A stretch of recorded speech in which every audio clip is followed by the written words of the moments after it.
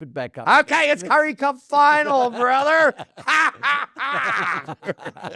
So he says as he went past him on that 60-meter run from the Andre Joubert pass, on his way back, he said it's the only time he's really chirped someone. He said, my name's Percy Montgomery. That's a great joke. Apparently you could. We were hanging on against Wales with 1 point in Nelspruit. Mate, you're bringing the level down. No, mate, we've been down. We've been low. But we came back.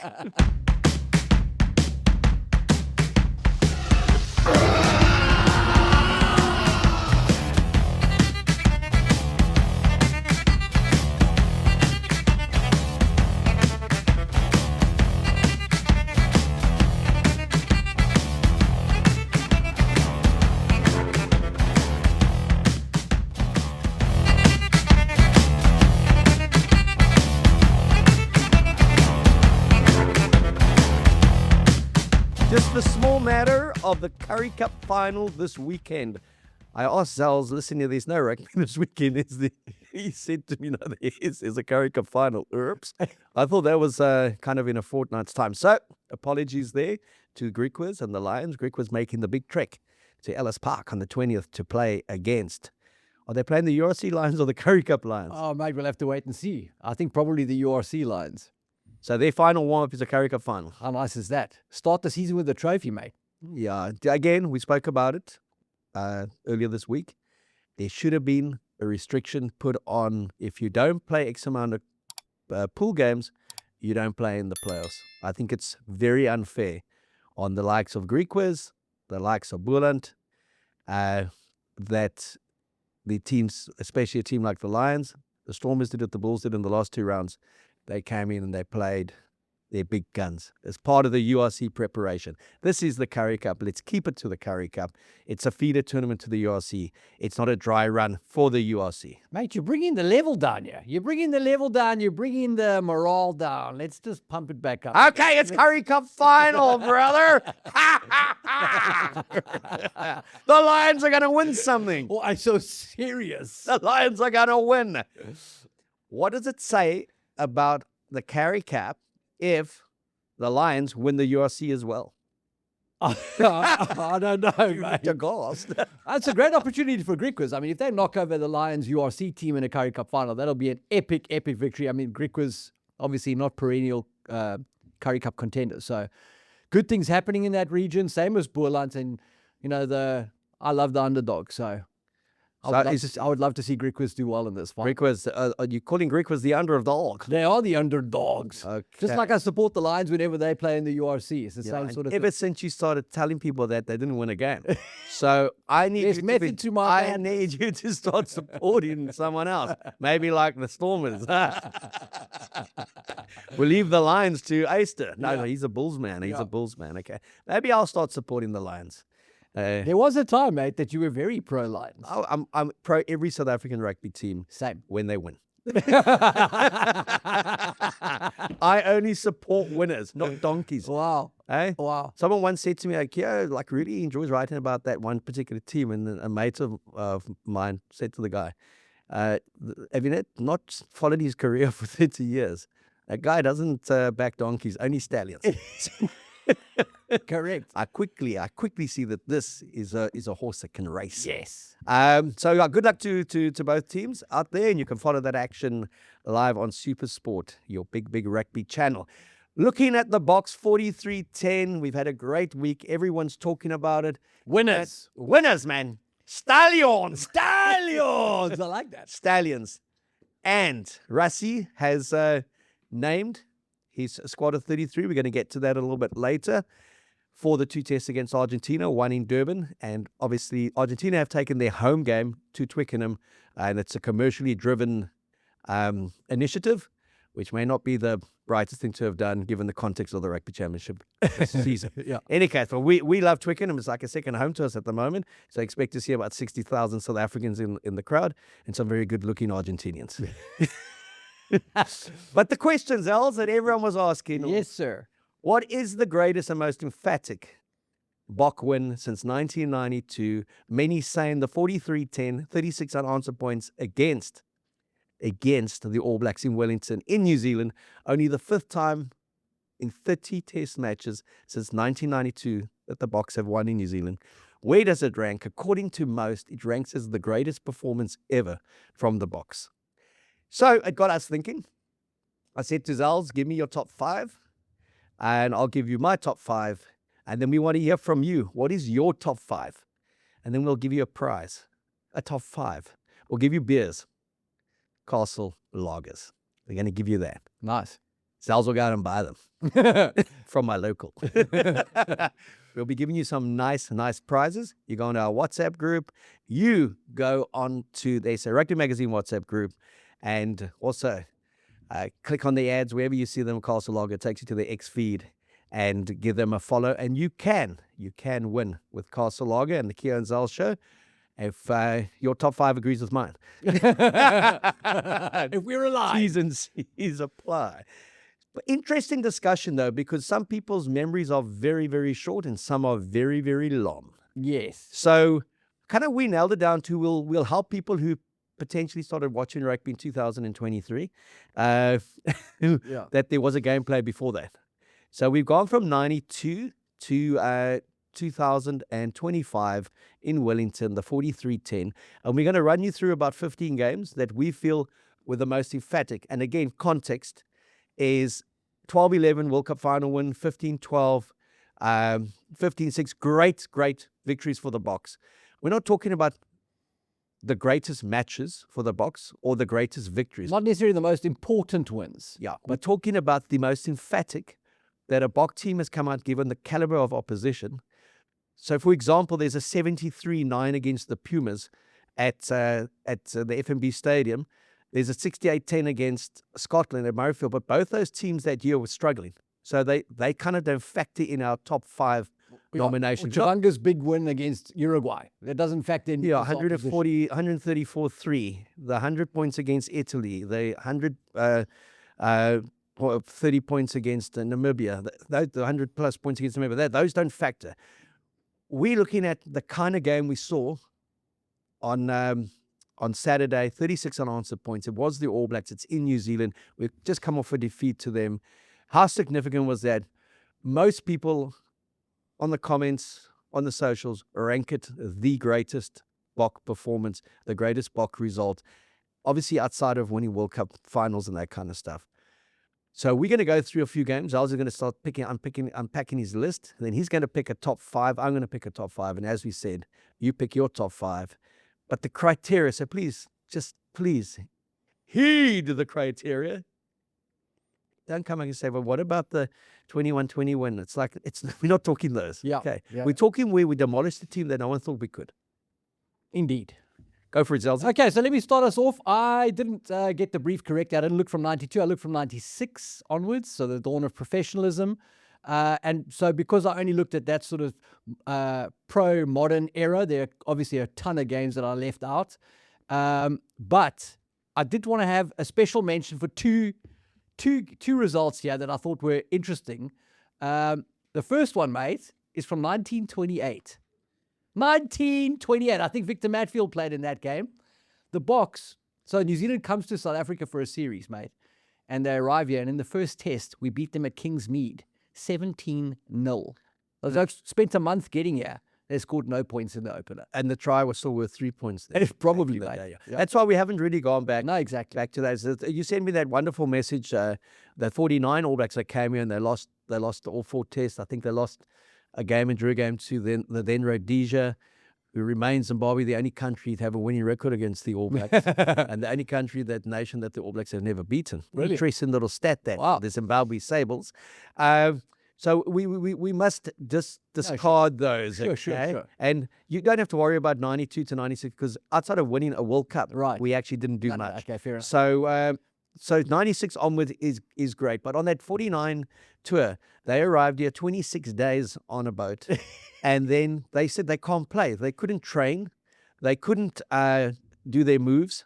Their fitness had gone to the dogs. Yep. And they then negotiated with the old South African Rugby Board to say, let's start the tour 2 weeks later. And they sent them to Hermanus, where they kind of started getting fit and they trained.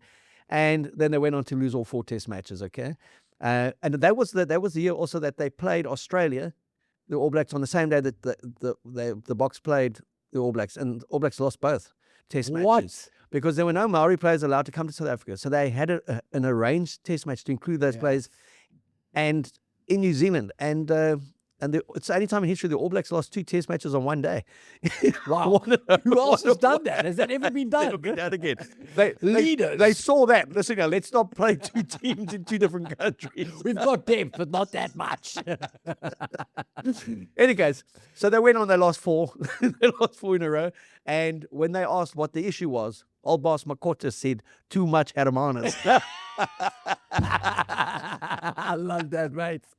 So that was fantastic. That's brilliant. So yeah, so okay, back to your let me wrap up. list. Let me wrap up my honorable mentions. The other one was 1952, mate. The Boks traveled to Paris to play France, and they won 25-3, which I thought was an incredible result.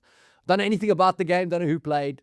I think it was I don't know who played, and I just think that's fabulous to get all the way across the world in 1952, and then the home team scores all of 3 points in Paris. Brilliant. But let's talk about my list from 1996, mate. You said narrow it down to 5 on WhatsApp. I got it all the way down to 13, and then I just couldn't narrow it anymore. And then I just did it. I closed my eyes and I gave them all rankings, mate. So I don't know if you want me to do it in order. No, just give me all 13 that you've got. Okay. And then give me your top 5. Okay. We actually discarded one of these from the top 13. I'll give you my 12. So he has 12 of them in no particular order. Okay. The Ellis Park test where we smashed Australia in 2008. Jongi Norquist scored 4 tries. Score 53-8. 53-8, yeah. When we beat New Zealand in Nelspruit 2022, 26-10. When we beat New Zealand 40-26, the Maurice Joubert hat-trick game in 2004. Then I've got England 44-21 in the quarterfinal of the 1999 Rugby World Cup. The Droppie de Beer test was fabulous. 2009, we beat New Zealand 31-19 at Kings Park. That was the Mornay Steyn test. He scored all of South Africa's points. Dominant. I think you said it was the second test in a 3-match run of against New Zealand. 31 points he scored, eh? 31 points, mate. 2023, we absolutely hammered New Zealand at Twickenham, unveiled the nuke squad off the bench. 7 forwards came on and just absolutely rolled New Zealand. That was a 35-7 victory. At the weekend, we had 43-10 against the All Blacks in Wellington. 2021, we beat the British and Irish Lions in the second match of that 3-match series. We beat them 27-9 in Cape Town. 1997, we beat France 52-10 at Parc des Princes under Nick Mallett. 1997, again, we beat Australia 61-22. I believe that was Carl Duplessis' final test. We beat them at Loftus Versfeld. Both of those 1997 tests were refereed by Paddy O'Brien, mate. And then 2007, that 36-0 pool destruction of England, who went on to contest the final. Stade de France was Joel Jutke at referee. And 2019, we won the 2019 Rugby World Cup final. We smashed England 32-12 in Yokohama. So that's your list. That's my list, Your mate. top 5 will come out of that. Yeah. Okay, so a lot of those were in my list. To add to your list, 48-7 against the Pumas in Nelspruit last season to claim the Castle Rugby Championship. Yes. I thought that was a fantastic performance against a side that had beaten us the week before that in Argentina. So one of the great ones. Then Heineken Meyer's 2013 Boks, 38-12 at the Suncorp Stadium in Brisbane. I thought that was a special performance. It was the first time that foreign-based Great choice. players were allowed to play. Mornay Steyn, I remember arriving a couple of days before the game, and everyone's like, this is why you can't pick club players overseas. We'll get a hammering. We've won one game there basically in our history, and boom, 38-12, most emphatic performance. Mate, your memory of that game is actually better than mine, and I was there. That is unbelievable. Billy LaRue had a cracker as well, eh? Remember JJ Engelbrecht was still playing? Yes. Eh? Now that you In the mentioned it, I midfield, do. Yeah, so yeah, he had a cracker, and Mornay Steyn was on fire. And then Peter de Villiers took the Boks to Twickenham in 2008, 42-6. They beat England. They demolished England. That's a great choice. And that was one of the real special ones for me. Then we've done the Pumas a bit. Like I said, we did do them 73-13 in Soweto at the FNB Stadium. We did them 63-9 as well. And the interesting thing about that 53-8 win, it was Monty's final test. at Ellis Park, the 23rd of August. A week later, we lost in Durban. In Durban, to the very same Wallabies, 27-15. Oh, Ewan McKenzie. So, yeah. Robbie Deans. Was that Robbie Deans? When was Ewan team, McKenzie? Ewan McKenzie was every team that lost here was a Ewan McKenzie team. Robbie Deans was the guy who came here. He won in Bloemfontein, the Kirtley Beale penalty. They were what, 36-0 up or something, and then we fought back to be ahead 39-30. It was 39-38 or something like that. We were 30 plus points down, and then Kirtley Beale banned over. I think the only kick he's ever kicked in his life from 40 meters. And they won in the last minute. So they won in Bloemfontein, Robbie Deans, and they won in Durban. Maar hulle het 'n pak slag gekry op Ellis Park. 53-8, the Yongi knocked. That came out of nowhere, though. I mean, people were just looking around. What's happened to the Wallabies? I remember it was just dumbfounded. How is this happening? Yeah, that 61-22, the Wallabies were in strife. They had come back from, they had played against All Blacks at Christchurch with 36-0 down at half time, scored 24 unanswered points. It's the great Christian Cullen try that test match where he ran all of 70 meters, bamboozled. And I mean, they were a quality side. That was a quality Wallabies, mate. But there was a lot of issues with Greg Smith, the coach at the time. And the story back in Australia was that they basically threw in the white flag to get rid of him. And that was the case. He was gone after that. And that Wallabies team went on to win the World Cup. Exactly, mate. That's why I had them in there. I mean, some of the guys that played that game were just... They went on to win the World Cup. There's a great thing about... Monty tells me that he doesn't really read the newspapers. Not now and not back then. But Jason Little wanted to know... He had mentioned Monty, who was playing in the number 13 jersey. And he didn't mention him by name because he said he doesn't even know who's playing for them. Wow. So he says as he went past him on that 60-meter run from the Andre Joubert pass... On his way back, he said, it's the only time he's really chirped someone. He said, my name's Percy Montgomery. That's a great joke. Apparently you couldn't remember it. Monty scored two great tries. Do you think he was involved in that one? 1997. Yeah. And then he was involved 2008 in the Ellis Park one. His last test match, carried off by the two Jeans, John Smith and Jean de Villiers. He didn't even kick for poles that day. He gave it all to Butchie, and then Butchie gave him the last two to smack over to kind of like send him off. Sign off, yeah. Yeah, it was a wonderful sign off. Yeah. And then if you look at that, I don't think people can also underestimate that 40-26. Jake White's when Maurice Joubert's 3 tries at Ellis Park. Yeah. That was emphatic. When I look at the other ones, mate, there was some, like we said, Scotland, it was that great tour of Nick Mallett when he took over from that team that won 61-22. They demolished Scotland. 68-10. They beat them in 99 at the World Cup, 35-10. Remember Nick still saying when we criticized it 35-10, he said, these guys just beat France and Australia beats France by 10 points and everyone's raving about it. We beat these guys by 25 points and it's a problem. By 30 points and it's a problem. Yeah. So that was a kind of a great performance. And then obviously the 52-10 when Subship scored the 4 tries.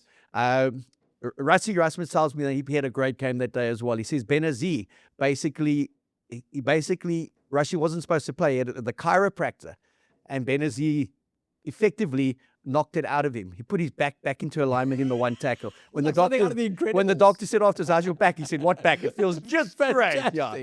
And I think the bullet try where he was pulled by the jersey and that kind of thing. So that was a great one, and it was a great French team, but it was the end of the era. Nick Mallett got a standing ovation. You would have thought he was the French coach. He was just speaking his wonderfully beautiful, fluent French, and they effectively dropped most of that team after that game, and it was the last game at the Parc des Princes for France as well. Wow. And everyone thought they would go off with a great win. The Boks were the team they chose to play there to honor the occasion, 52-10. So that's kind of what we've looked at. If we've missed one or two that you may think, obviously we want to hear about it in the comments on the WhatsApp channel. Now, we will be putting out a poll as well, what you think of Zels' top 5 and what you think of mine. But your top 5, mate, is counting down 5, 4, 3, 2, 1. Okay, at number 5, mate, I went with the British and Irish Lions, the victory over them in the second test at Cape Town. After that controversial first test, we'd come out of the cold, having just played Georgia as the warm-up. It was the whole national lockdown story, and nobody really knew what to expect. Empty stadiums, massive uproar, the Rusty videotape after the first test. And the Boks just came out and absolutely manhandled the Lions in that second test, completely dominated them. I remember Dukes having a cracker, I think it was that one. And 27-9, mate, against the British and Irish Lions at Cape Town Stadium. For me, that was hell of a emphatic after what had been a very tight first test in the series. So that's number 5. Number 4, I went to the Parc de France. Slap chips on fire. 4 touchdowns for the man on the left wing, and 52-10 against France in 1997. France went on to contest the 1999 Rugby World Cup final against Australia, and that victory against Australia in 1997 comes in at number 3 for me. 61-22 at Loftus Versfeld. We were coming off a 55-35 loss at Eden Park. We were in a 3-game slump. Box scored 8 tries, Percy 2 of them, and Yanni De Beer kicked 21 points. Absolutely cracking result. Massive victory. I remember it came out of nowhere. There was a lot of criticism around the box. And wow, just spectacular. And then for me, arguably the most comprehensive, complete, perfect performance from the Springboks in a match. 36-0 against England in the pool stages of the 2007 World Cup. I mean, the Boks had gone 1-3 in that Tri-Nations, finished last in the 2007 Tri-Nations, and they blanked the team that they ended up facing in that 2007 final. So it was just a spectacular all-round performance for Rita Priya, just masterclass. And then at number 1, mate, the most emphatic Springbok victory, in my opinion, was South Africa demolishing England in the 2019 Rugby World Cup final in Yokohama. My pimps, Cheslin, scoring tries, mate. And just an absolutely sensational performance. Andre Pollard, 22 points. For me, that's the most emphatic victory in South African rugby history. I did not hear the 43-10, 36 unanswered points in that top 5. I'm pretty sure I mentioned it. Have I missed something? Where does that one rank then? Mate, that one comes in for me at number 6. Number 6 on my list, mate, is the 43-10 victory. You look surprised. 43 was number 8 before we started the show. What happened? 43-10, mate. In Wellington, South Africa's most recent victory. I think recency bias plays a big part in people's memory of that game, and that is the nature of being a fan and supporting a team. I mean, it is our biggest victory against our biggest foe in their backyard. And you're still not convinced it still can't crack your top 5? Doesn't crack my top 5, mate. Does not crack my top 5 for reasons that were explained in the last episode, mate. Refer to it. Imad, please drop the link into that episode. Look, I think South Africa were great. I really do. I think South Africa were great. Don't soften it now. But let me tell you. I don't think that the All Blacks team that beat South Africa 57-0 was one of the greatest All Blacks performances. I just don't. Were they good? Yes. Were they very good? Sure. But South Africa were terrible in that game. And in this game at the weekend, New Zealand were not great. We dominated key facets of play. They had no answer to anything. I've never seen the All Blacks like that. And so when you kick a ball up in the air, either you can win that kick or you cannot win that kick. And New Zealand were completely inept in that department. It wasn't, our kicks were good and our contesting were good, but they were not good on the day. Our scrum rolled them in that second half. When we reverted to kicking the ball, they had no answers. We had control of the game completely, and then their line-out just went home early. 20 minutes early, they couldn't win a line-out, mate. I mean, that game was on a silver platter. So the boys performed exceptionally well. It is one of the most epic victories as a result. It's the biggest win against All Blacks in New Zealand. But in terms of the context of that game, it was a bit sort of flashy in the number of changes we made and the way that there was a complete switch in performance from both teams. So it still doesn't make your top 5? It's number 6, mate. It's number 6. Number 6. Yeah. But it did edge up from number 8 during discussion. 8 was always number 6. Was it always number 6? Always so you were number 6. just kidding with me. Okay. But this is the beautiful thing about opinions and debate and discussion, because my top 5 differs a bit to yours. Really? Yeah. How can this be? I don't know. We watch different games. Maybe it's recency bias. I don't know. Or is it? It was a tough one to leave out. Like you said, the 43-10 comes in at number 6 for you. I have a similar game that comes in at number 6, and that's Peter de Villiers' 42-6. Oh, nice. When at Twickenham. It's like, it was an incredible performance, but the All Blacks had beaten them 32-6 the week before that. And Australia pumped them as well. It was a very poor England at Twickenham by the standards of England. Yeah. So the context of no team has ever scored 42 points against England at Twickenham was a great performance from us. Yeah. Jacques Fourie also scoring a great try that game. So it's up there. It's like you would say the 43-10 epic result. But I also had to look at context and quality of opposition and occasion. So it doesn't make my top 5, but it is there at number 6, okay? Coming in at number 5, Paris, Hey. Parc de France, 52-10, the new Nokia. Nick Mallett's. Interesting. Yeah, Nick Mallett's, because that was kind of the start of something special for the Springboks Big time. in the professional era. Yeah. And it was just 1997, it was just a great performance. Yeah. Okay. And they went on to big things. They went on to, That really was a tone setter for that era of the Boks. and they 17 in succession, won the Tri-Nations, beat New Zealand in New Zealand, beat Australia in Australia, and won it emphatically 29-15. Bobby Skinstad, show and go to Tim Horan Mate. at Ellis Park. Great Gary times. Tyson being outstanding. Henry Honeyball, some Gary great players Tyson. some great players in Enter. yeah, some great players. Rassie, some great players in that team. So that comes in at number 5. Number 4, 38-12 Brisbane. Heineken Mayer's It's a great 2013 choice. I team can't believe I missed that one. is just the context of Brisbane, and that we you know, we went there and we did splendidly last year to beat them there, but it was only like the second time. Yeah.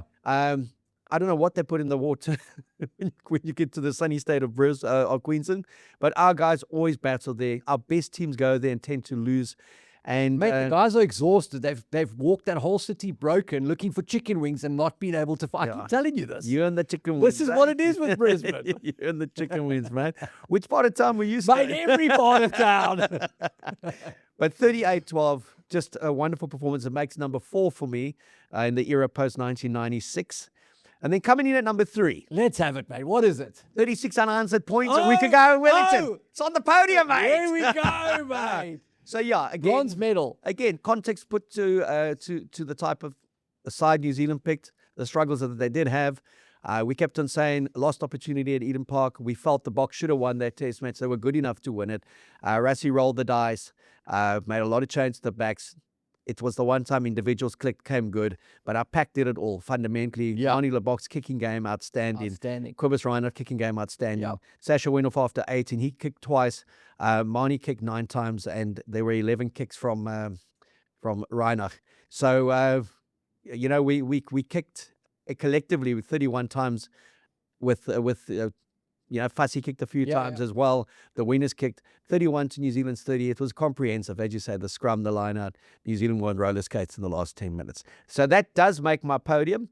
What's number 2, mate? Silver medal goes to. Silver medal goes to 2007, Angleterre 0. We're aligned. We're aligned. We're aligned. We're aligned at number 2.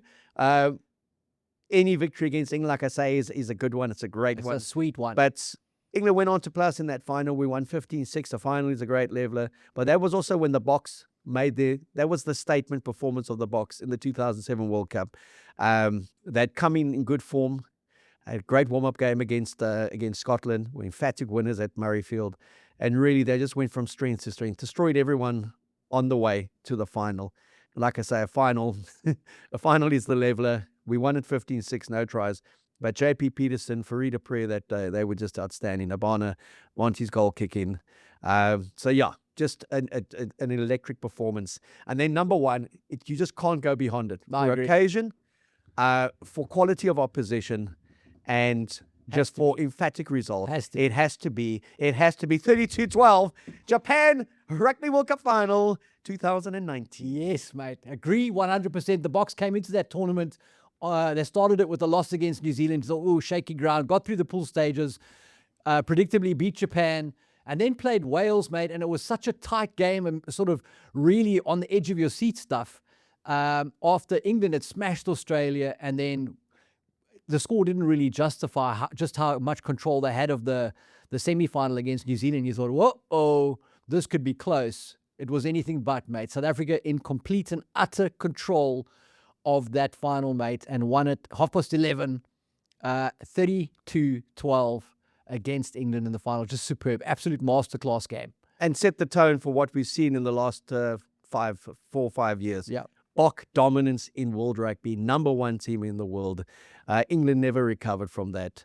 Eddie Jones, I don't think, has ever recovered from that. They demolished New Zealand in that semi-final. 19-7, it could have been 50-0. Basically, they were so dominant against New Zealand.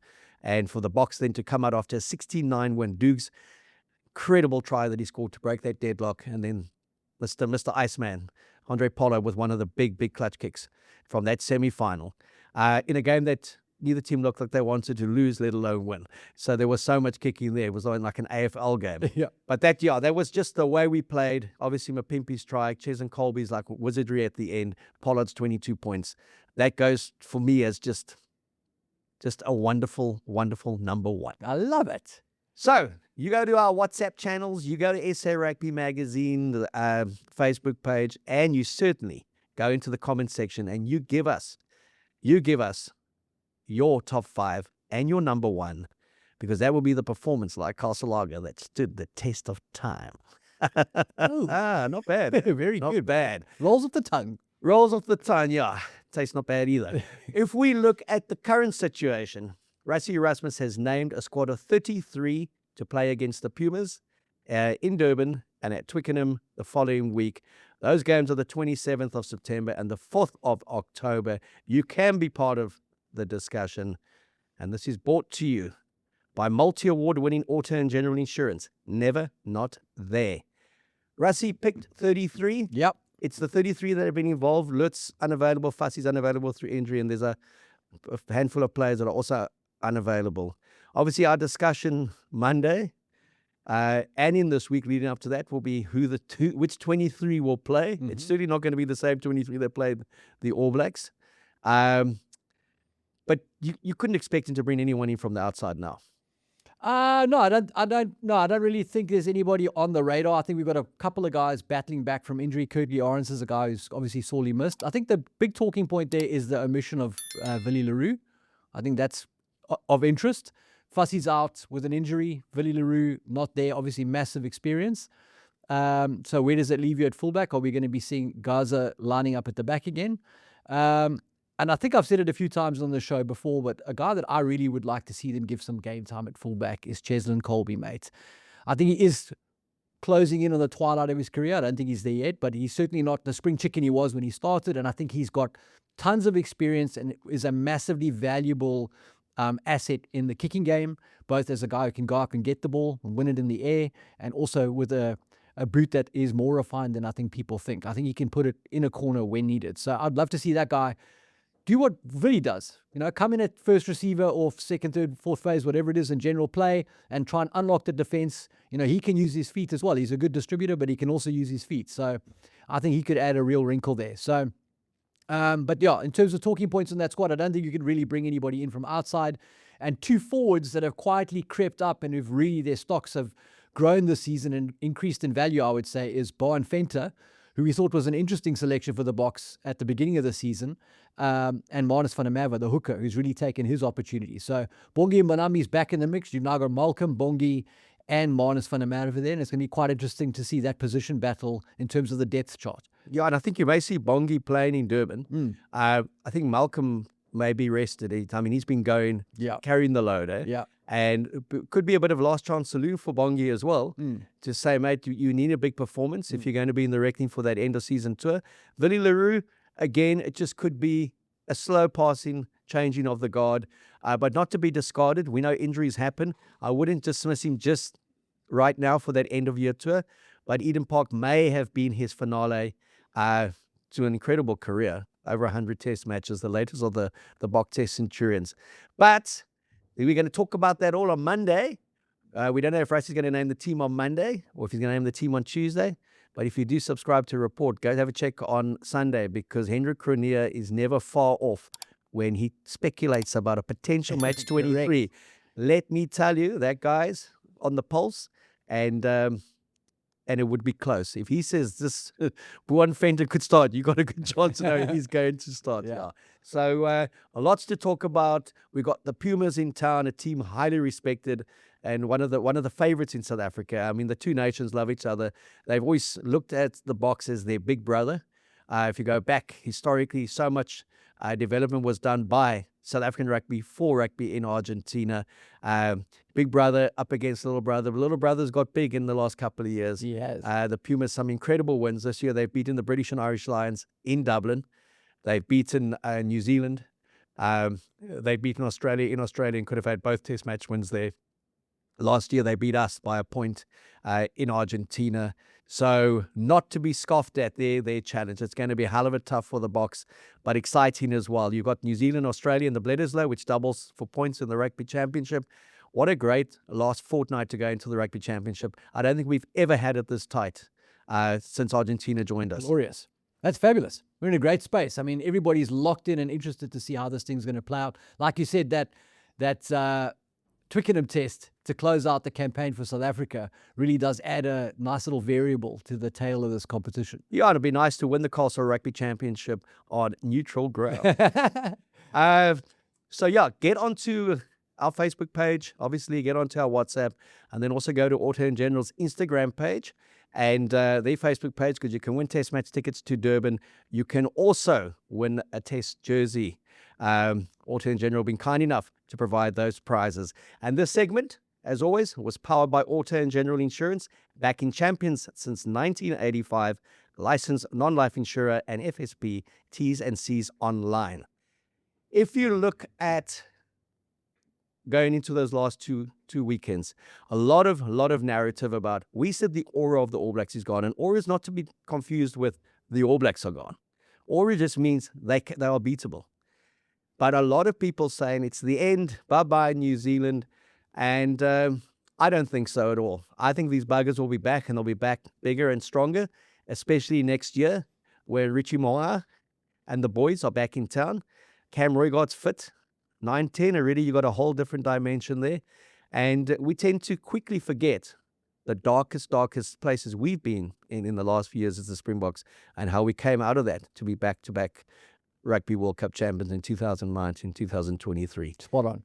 Your thoughts there, Zels? Yeah, mate, I think the All Blacks need a reshuffle. I think if you take this All Blacks team and Cam Roygaard and Richie Mo'unga are starting at 9 and 10, I think tactically they're a much more dangerous team.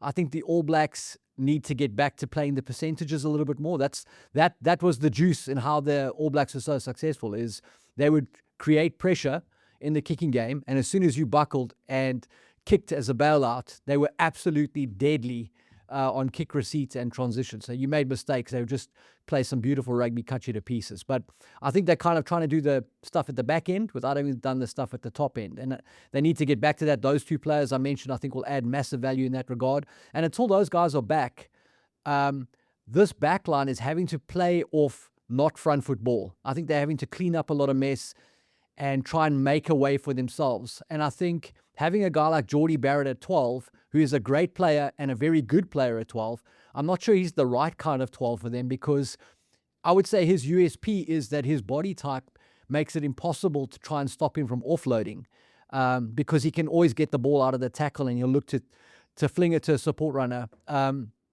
But making offloads when you're going backwards is a very, very difficult thing to do. And the All Blacks need somebody at 12, in my opinion, who can take them forward, take some of the heat off the pack, give them some momentum. And once they're able to generate momentum up front again, once they're kicking in front of the forwards and they're taking control of the trenches, then they can look to play this offloading game of Barrett. But at the moment, I kind of feel like they're trying to do something that's impossible behind a pack that's sometimes on roller skates. You know, that set piece efficiency's got to get fixed. Those are coaching issues, I think, more than player personnel issues. But in terms of their sort of game style, I think they maybe need to get a little bit narrower and more pragmatic, and then build from there again. Yeah, and also people forget 2009, we did them in Bloemfontein, we did them in Durban, then we won the Tri-Nations back then. 32-29 in Hamilton. Jean de Villiers got some crucial tries there. John Smith was a tight head. It was his first and only win in 11 years against the All Blacks in New Zealand as the Bok captain. Frans Steyn, those two massive penalties he kicked as well. Then the next year, then they went on tour and they demolished France in Marseille. And that was their kind of springboard. And the next year they beat us 3 times in a row, including 32-12 at Eden Park. So it changed. A week is a long time. We saw that. Auckland to Wellington. 2 years is an incredibly long time. I go back to our 57-0 defeat at Albany, and the list of some of the guys who played in that 57-0 defeat: Jesse Creel, Eben Etzebeth, Franco Mostert, Siya Kolisi, Lut de Jager, Pieter Steph de Toy. Henry, I was going to say Henry Honeyball. Andre Ballard. You must see my handwriting. Henry Honeyball. And Damien Delandy. And 7 of those 9 are back-to-back World Cup winners. And all 9 have won a World Cup title post that performance. So you looked at that performance, that coaching staff back then, you would have said, these Boks are going nowhere, okay? It's all New Zealand. And then in that period, 2016, 17, and 18, and this includes Rassie and Jacques Nienaber's first year, we won 7 from 13, 4 from 12, and 7 from 14. That's 18 test wins out of 39. It's a 46% return. Wales beat us 3 times in a row. New Zealand was clobbering us. Australia was hammering us. Twickenham was a disaster when we went there. And we then went to a World Cup, lost the opening game, but a very good game, 23-13 to the All Blacks. And England then went and bullied them in the semi-final. We got into our rhythm. We won the World Cup. We won a British and Irish Lions series. We won another World Cup. And we won a rugby championship. So it changes so quickly. And my thing there is that New Zealand potentially are the victims of their own success. I think it's 658 test matches that they've played historically, and only on 4 occasions have they lost by more than 20 points. And 2 of those have been against South Africa in the last 2 years, which says everything about the quality also of this Springbok team, 35-7 and 43-10. But only 4 times has a team put more than 20. The other 2 times was Australia, 21 points. Incredible. 99 in Sydney, 28-7 before they went on to the World Cup, and that Australian side won the World Cup. And then 47-26 in Perth, but Barrett got sent off as well, and they kind of just lost the plot in the last 10 minutes. So Australia have beaten them twice by 21 points. We've done it 28 and 33. No one else has beaten them by more than 20, ever, in 658 test matches. So when it happens and they lose 43-10, it's, oh my goodness, shock horror, these blokes are gone. And I think it's because it's never really happened. Yeah. And that's what makes that kind of result for me so significant. No, that's a great shout. I mean, it's less than a 1% chance of actually doing that against these guys. It just doesn't happen. And I think that's why that 43-10 makes my top 3. You've talked me in. Are you sure it's not on top 5? No, mate, I've got it at 6. I have to stick with it. So for those who've been bullish about the Boks, and I wrote a piece on the blog, on the Keo blog, don't confuse aura, a losing of aura with a losing of their identity and who they are. Yeah. Look at their history. Look at the history against us alone, and we talk about them only losing by more than 24 times. They have beaten us by more than 20 on something like 13 occasions. Okay, 15 and more. It's 15 occasions, and I'm going to give you that list as well. And it's and that's since 1997, and that's us just against Just us and them. Now, we lost 53-3 to England. We lost 49-0 to Australia. Yep. We took some big ones against the Larkham-Gregan era Australians. We've taken some big ones against England. We've taken some big ones against Ireland. When we played the centenary game and Jake took a young team over, we got pumped. We lost 38-3 just before Rassie came back at the Aviva. We lost to Italy for historic first time in Wales 3 times on the bounce. We lost to Scotland. We were hanging on against Wales with 1 point in Nelspruit. Mate, you're bringing the level down. No, mate, we've been down. We've been low. But we came back. And the men in black will come back. Yes, they will. And don't be surprised when they come back. But just let me read you some of these scores. 97, Eden Park. All Blacks 55, Boks 35. 99, Dunedin. All Blacks 28, Boks 0. 0. 2002. I was in the team squad that year. 41, the All Blacks, Boks 20, and we were 13-0 up in Wellington. 52-16, I was there as well, wearing green. 2003, where they destroyed us, and their new Nokia came out, 52-16, in Pretoria, Loftus. 2003, 29-9 at the World Cup in Melbourne. 2006, 35-17 in Wellington. 2006, 45-26 at Loftus. 2007, 33-6 Christchurch. 2008, 19-0 Cape Town, Newlands. 2010, 32-12 Eden Park, Auckland. 2011, 47. 2000 in Wellington. 2016, 41-13 Christchurch. 2016, 57-15. 57-0. Yeah. Albany, Auckland, 2023, 35-20, Mount Smart, Auckland. In 2016, Zels, in 2 test matches, the All Blacks scored 98 points, and we scored 28. And we won the World Cup 3 years later. There you go. So rejoice in the 43-10. Rejoice and be joyous about the fact that we the destiny's in our own hands to defend the Castle Rugby Championship, and no Springbok team has ever done that. Sia now has the most ever Rugby Championship test wins, and Russ as a captain, and Russie is the most as a coach. Wow. And that combination could be history makers again. Mm-hmm. But let's get some perspective and show New Zealand history the respect. Those statistics are just incredible. They've played 19 test nations outside of the British and Irish Lions and World 15s. 12 have never beaten them, 12 of those 19 nations. They have a 58% win record against us. That's their lowest. Outside the next lowest is 70% against Australia.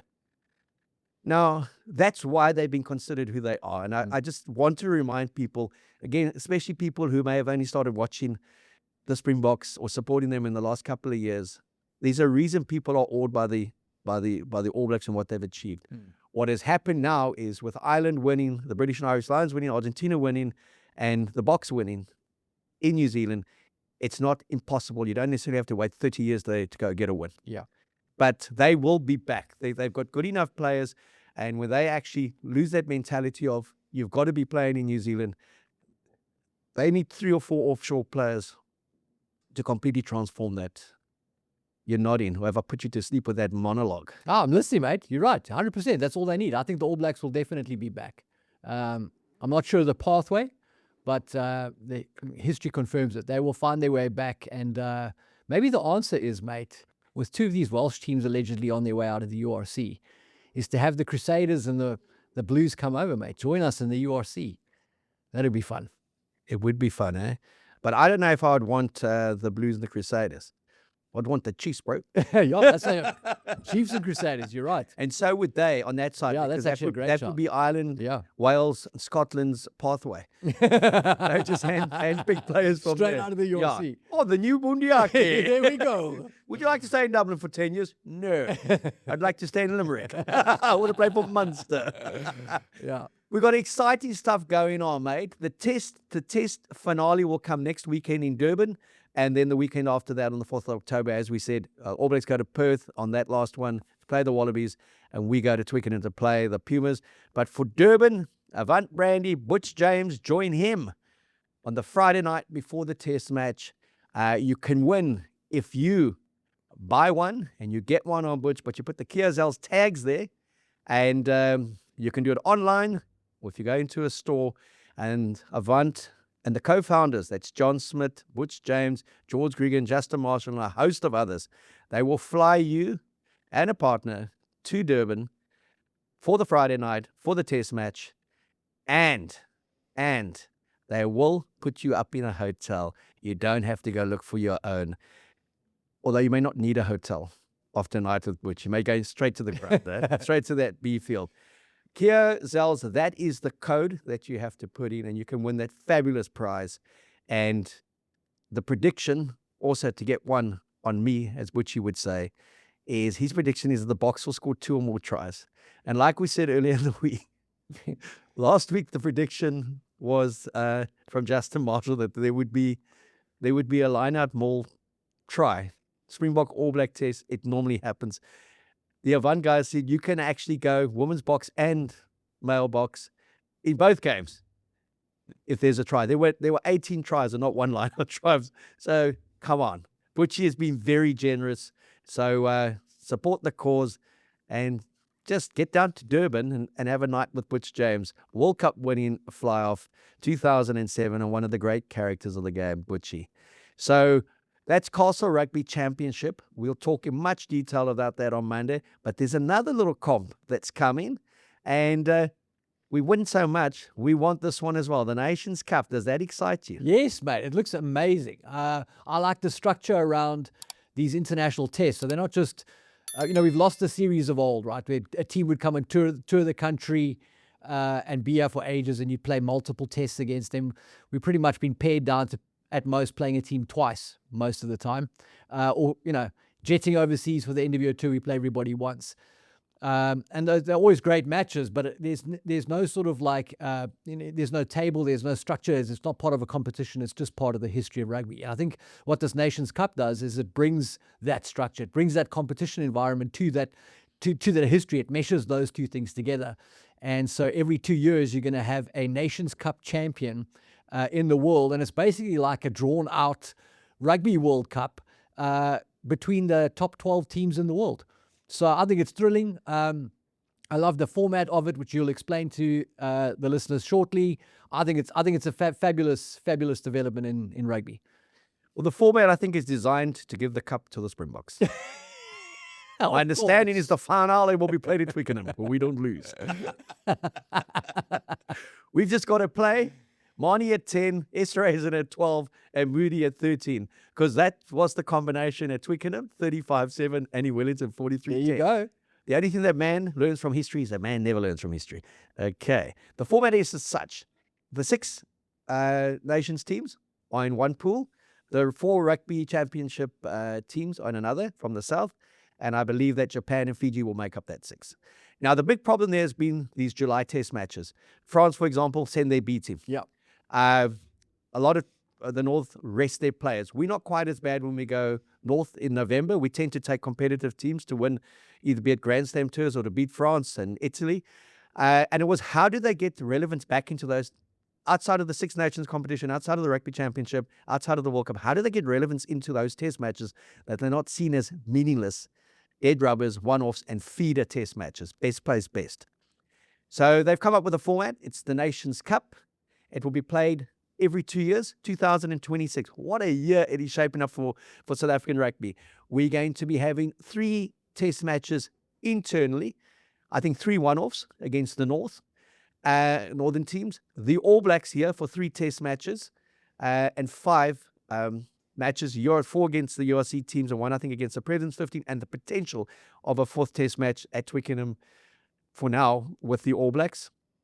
And then we go into the end of year tour, which is us again playing those Northern Hemisphere teams.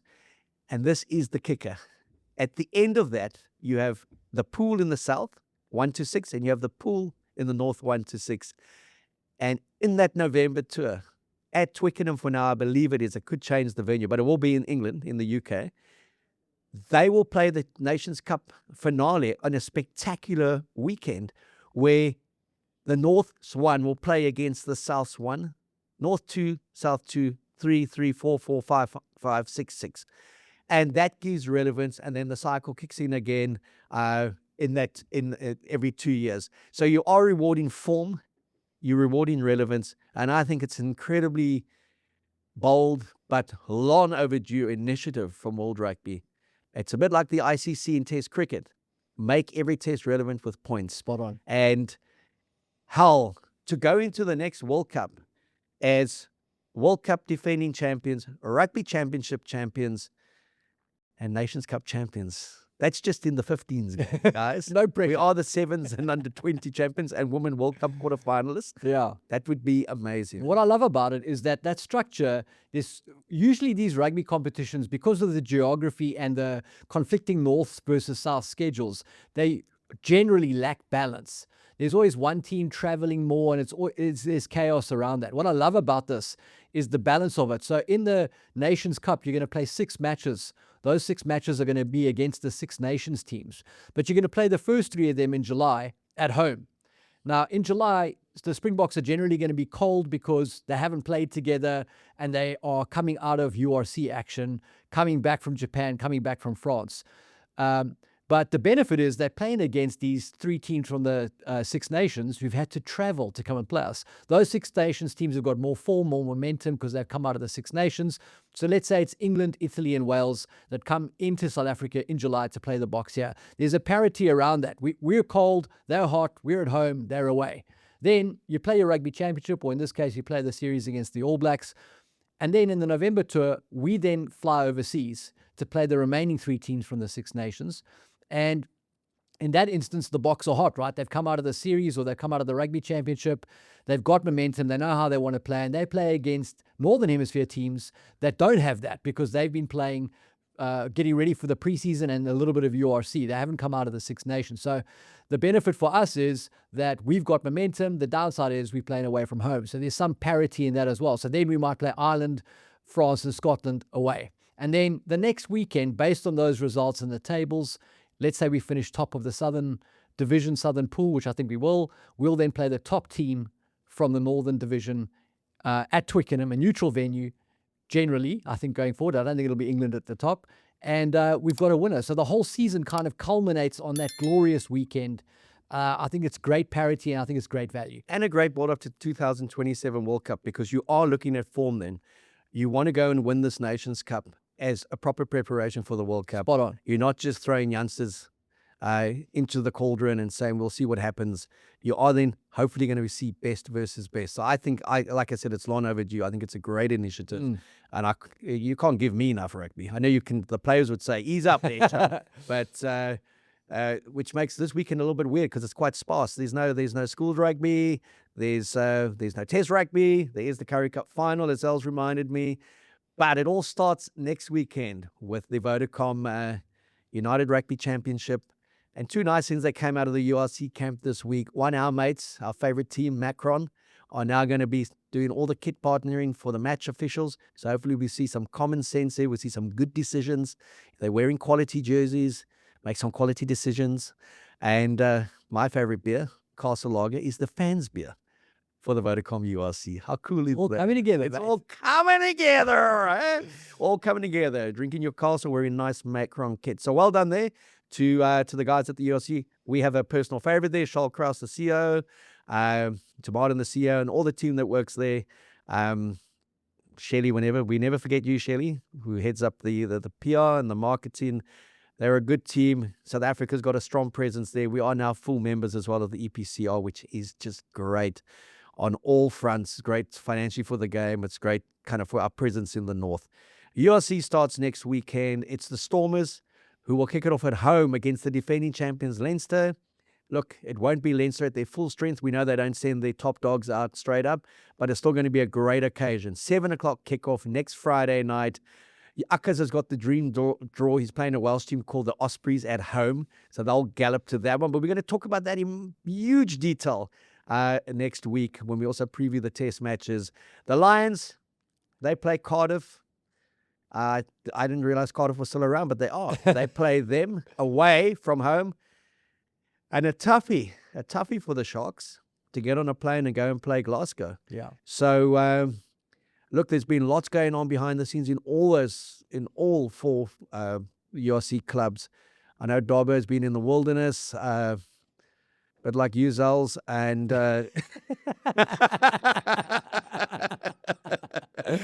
in-house joke. So they've been on camp. The Lions have been in the Currie Cup preparing for the URC. The Sharks have played Saracens in a new one-off cup because of shared ownership, and the Bulls, they've been quiet, head down, and that makes them dangerous. What a difference in coaching staff if you take the kind of way the Bulls were portrayed under Jake to a guy like Akkas. Spoke to Clinton van der Berg, who heads up their comms. How's it going at the Bulls? He said, salt of the earth, man. All about rugby culture, God-fearing man. And that does make them dangerous. He said a few injuries, but a hot squad. And they expecting the likes of Cam and Auriclo hopefully to come back sooner rather than later. And that would also be great news for Rassie Erasmus because those two guys add such depth to any Springbok squad.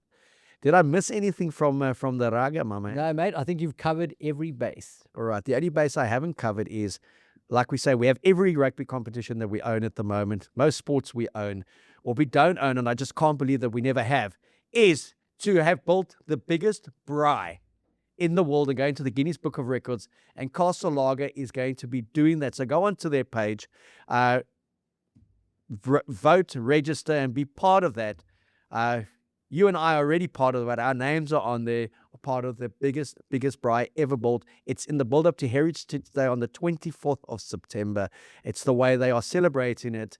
The braai that stood the test of time. That's what I think.